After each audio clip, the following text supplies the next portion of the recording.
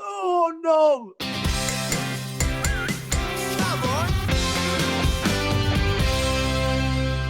We've got a great guest on the show now. We'll talk football, we'll talk men's mental health, we'll talk drinking, which is what you do at this time on a Friday. But should you be? Chris Kamara, the legend, is here. We start, Chris, always with a top 10. The answers are either or, and you can't get it wrong. Are you ready, okay, Chris Kamara? Yes. All right, here we go. Jeff Stelling or Dave Melling? Jeff Stelling. Who's Dave Melling? Exactly. Bradford or Barnstable? Bradford or what? Barnstable. Bradford, of course, but I've got nothing against Barnstable. Good. Home or away? Home, of course. Gary Neville or Aaron Neville, who sang I Don't Know Much with Linda Ronstadt? I don't know much, but I know I love you. Close. I know G-Nev, so maybe swaying towards him. Okay. Wakefield or Wembley? Wakefield. Oh. Shaky wakey, of course. Wakey. Singing or talking? Singing. No danger. The Chuckle Brothers or the Gallagher Brothers? Ooh, close. Close. Oh, God. I don't know, and I know one of the Juggles.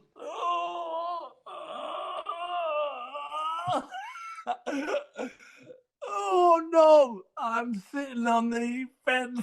On the fence? I've never had it on the fence. Attack or defence? Attack. Steve Gibson or Barry Gibbs' son from the Bee Gees? Steve Gibson, one of my best mates. And the last one, Unbelievable Jeff or Unbelievable Andy? Oh, sorry, Andy, but it has to be Unbelievable Jeff. And there's the top 10 of Chris Kamara. Now, it's around about 4:30. I don't know about you. I've spent a week on the site, living all right, and I fancy a pint. I know you're involved. I'll be the same bet. I know you're involved in a campaign where having a pint might not be the best thing, because a lot of people are having far too many pints, aren't they? What's this campaign all about? Well, it's drink aware. So you should be having no more than 14 units a week. So drink aware, not saying stop drinking at all. Just drink within their limits, basically, to avoid any problem. 58% of men are still using alcohol as a way of coping. So that's,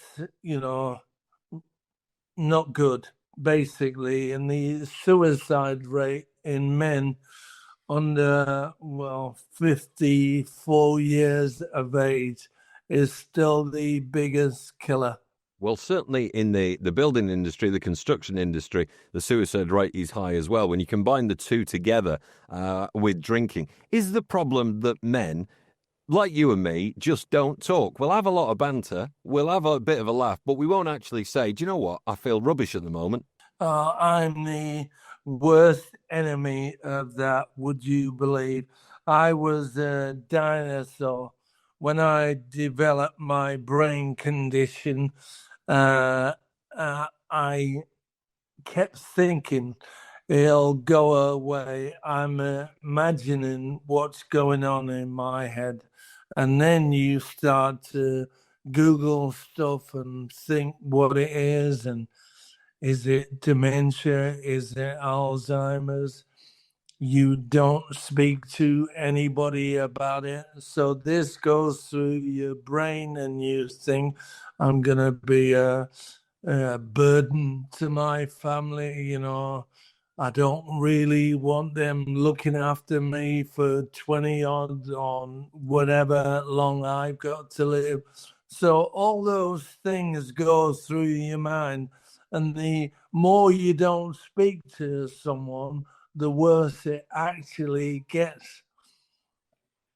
So it's so important just to speak to anybody. I eventually went to see a hypnotherapist in Leeds, and I expected him because me and my wife Anne had seen a hypnotherapist in Vegas, and he had people on the stage and he clicked his fingers and they were doing all sorts of ridiculous things but making us laugh. So I thought once the hypnotherapist puts me under with his fingers, he'll be able to say, help Kammy talk like he used to do.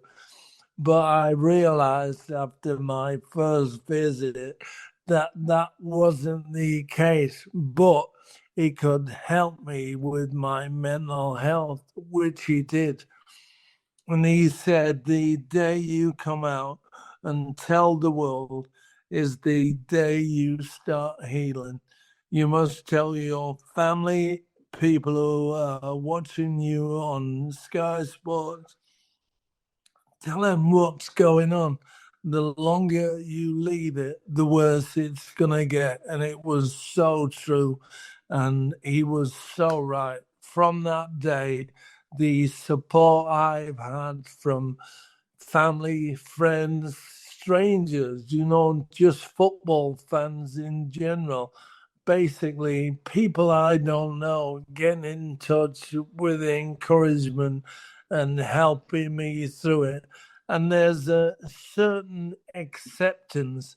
Now I know I can't talk as quick as I used to, and the sharpness of the brain isn't there anymore. But I've accepted that, which once you get that acceptance, you're fine. In my top 10 earlier, Chris, I asked you singing or talking, and you went straight for singing. Why did you go for that? Absolutely, yeah. Singing has been a big part of my life. Did I mention I had a #1 Christmas album? I know. I know. So it's been great. Yeah. And I love music, and music is helped me get my fluency back in my voice as well. When I had the real problems with words from the brain to the mouth, stumbling along, there was certain music that I could put on that would help with the fluency. I can't sing rock and roll, massive, quick songs anymore, but ballads are fine. And that fluency helps you regain your confidence in your voice. It went to number 8 in 2019. It was called Here's to Christmas, but I don't know details like that. It was at #1. Don't Was worry it? about that. He went to number 1. He went to number 1, lads. Went to number 1. Listen, we were talking about men's mental health before. I know you've been to an Andy's Man's Club, and I've seen this thing around, but I've never been to one. You went to one in Wakefield. Why did you go, and what was the experience? Well, basically, when you're struggling, and if you live on your own or you feel you can't talk to anybody, what's happened is these Andy's Man's Club have cropped up everywhere around the UK. It comes from the name of Andrew Roberts, a man who sadly took his own life 23, age 23 in 2016. Andy's family and friends had no idea he was struggling or suffering to the extent that he would do this. And they looked into male suicide and men's mental health. And this is his legacy. And people are, from a few members in 2016, there is now thousands and thousands of people going to these meetings and talking about their mental health, and we're trying to get the suicide rate down, and these clubs and these men's club is certainly helping. Yeah, it is. So we've talked about drinking, 14 units a week. Lads, if you're going down there, have a little think. We've talked about mental health. Got to talk about football at the end. Bradford City, bit of a parade through the city, bit of a promotion. How far can Graham Alexander take them? Are they the next Wrexham? Well, Wrexham have got quite a few bob behind them, so I'm not sure. Wrexham is a great story, and it's been portrayed really well with the Hollywood movie stars there, and Phil Parkinson doing a great job as the manager. I don't know. I was at the game, final game of the season where they beat Fleetwood, and you just thought it wasn't going to be their day. The board went out for 6 minutes of injury time, or extra time as it's called these days, and they had two chances. They hit the post and knocked one over the bar. So you thought that was it. And then the own goal, and these scenes were amazing. They were indeed. Well, they're up. You never know. They could get to mighty heights. My guest today, Chris Kamara, many thanks for joining us. Unbelievable, Chris.